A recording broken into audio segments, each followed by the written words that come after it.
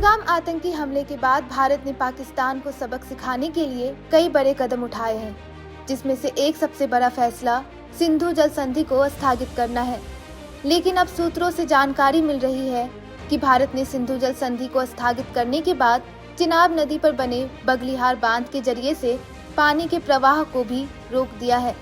साथ ही झेलम नदी पर बने किशनगंगा बांध को लेकर भी इसी तरह के सख्त कदम उठाने की प्लानिंग कर रहा है।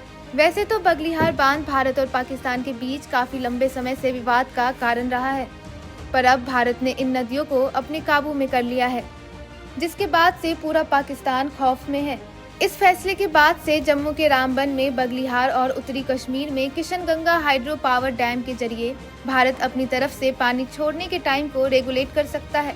मतलब कि इन बांधों के जरिए पाकिस्तान को मिलने वाले पानी को भारत बिना किसी पूर्व चेतावनी के कम कर सकता है और फ्लो को बढ़ाया भी जा सकता है।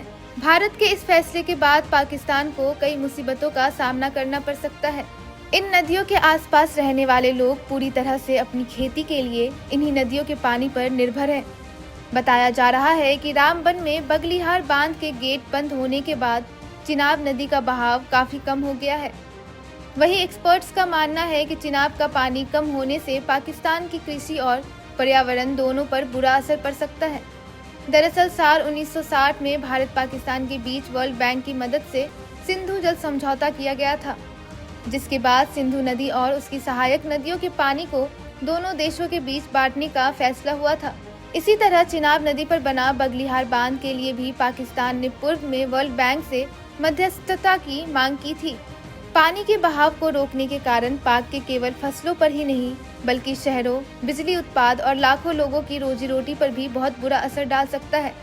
भारत अब पूरी तरह से एक्शन मोड में आ चुका है।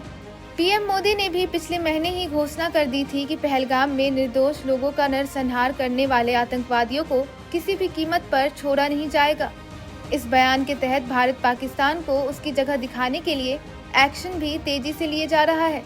बाकी तमाम खबरों को जानने के लिए देखते रहिए India.com।